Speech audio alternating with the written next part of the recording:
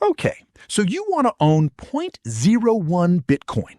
Not a whole coin, you're not made of money, just a tiny sliver of it. Should be simple, right? Just like buying an oil rig starts with the price list, buying a piece of Bitcoin starts the same way. Right now, in mid-2026, Bitcoin trades at around $63,000. That means your 0.01 BTC costs you about $630. For that money, you could buy roughly 150 cups of coffee, about 39 movie tickets, or 3 years of Netflix. Not exactly a fortune. But rewind to 2014, and that same 0.01 BTC would have cost you $7.54. Rewind further to 2013, and it was worth about 13 cents. Less than a gumball. So the real question isn't what does it cost today? It's what did the version of you in 2013 miss out on? In this video, I am going to explain the 6 economics metrics of owning a 0.01 BTC from the point of view of an investor, so stay tuned. Point 1. How rich are you actually? Here's where it gets interesting. Bitcoin has a hard cap, 21 million coins forever. But here's the catch. Somewhere between 3 and 4 million of those are gone for good. Lost hard drives, dead owners, forgotten passwords. That leaves an active, usable supply of roughly 17.3 million coins. Now split that among 8.3 billion people on Earth. The average person's fair share, if the whole thing were divided equally, would be about 0.002 BTC. Your 0.01 BTC is nearly 5 times that. In fact, it puts you in the top 22% of all active Bitcoin addresses on the planet. Only about 800,000 addresses worldwide hold a full coin, which statistically is rarer than being a regular millionaire. There are 16 million of those. So no, 0.01 BTC won't make you rich today. But mathematically, you're already sitting on more of this scarce asset than almost everyone else alive. Point 2. Actually getting your hands on it. So, you've decided to buy.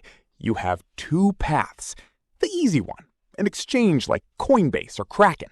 Fees run 0.1% to 1.5% per trade, and you're up and running in minutes. The catch, you don't fully own it. The exchange holds your keys, which means the exchange can, in theory, lose them, freeze them, or get hacked. The other path is self-custody, a hardware wallet, like a ledger, roughly $60 to $150, one-time cost. Now you hold the keys. Nobody can freeze your coins. But nobody can help you if you lose them either. On-chain fees to actually move your Bitcoin run about 30 to 50 cents. Cheap, unless you built your position through 50 tiny purchases instead of one lump sum. Do that, and consolidating those scraps into a single wallet during a busy network day can burn up a real chunk of your balance in fees. The lesson?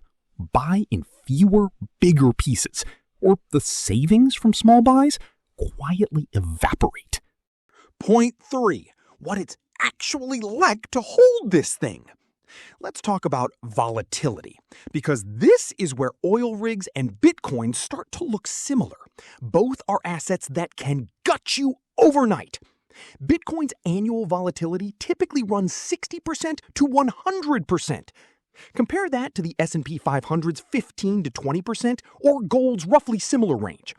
Your $630 could realistically become $300 in a matter of weeks. It could also become $1,200. Since 2014, Bitcoin has had at least 3 crashes over 50%. One of them an 84% collapse between 2017 and 2018 that took nearly 3 years to recover from.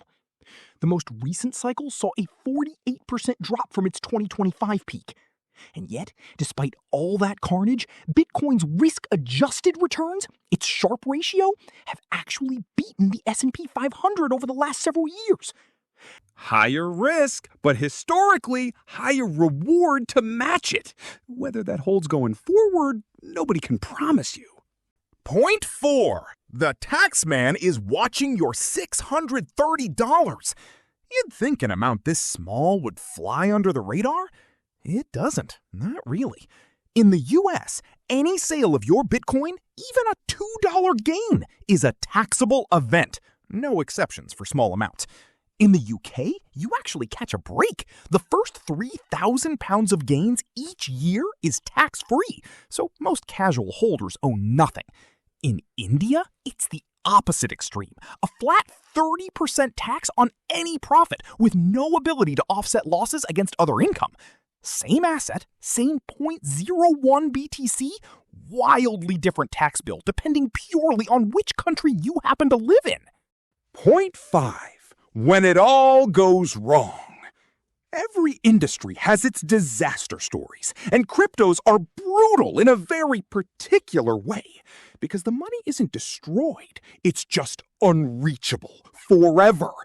Take James Howells, a Welsh IT worker who accidentally threw out a hard drive holding 8,000 Bitcoin, worth over $700 million today. And it's still sitting in a landfill in Newport because digging it out is legally and physically almost impossible.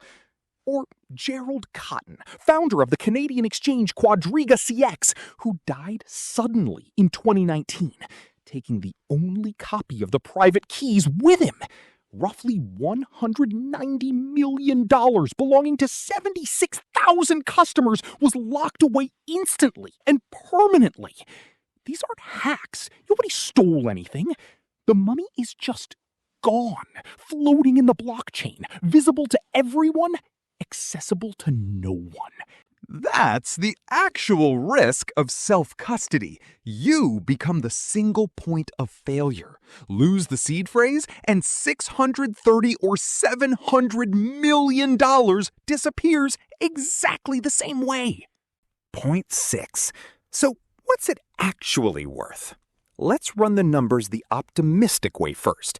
If Bitcoin someday matches gold's total market value, or captures even 5% of global wealth, your 0.01 BTC could be worth somewhere between $9,000 and $16,000 in today's dollars.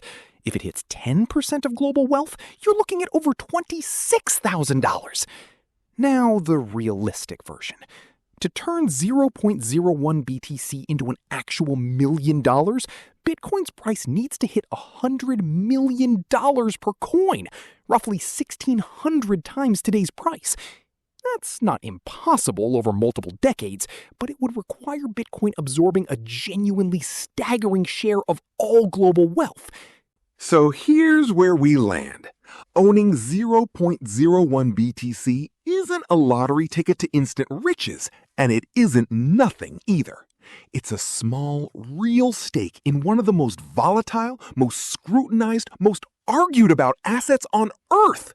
One that's already worth thousands of times more than it was in 2013, and one that could just as easily lose half its value by next spring.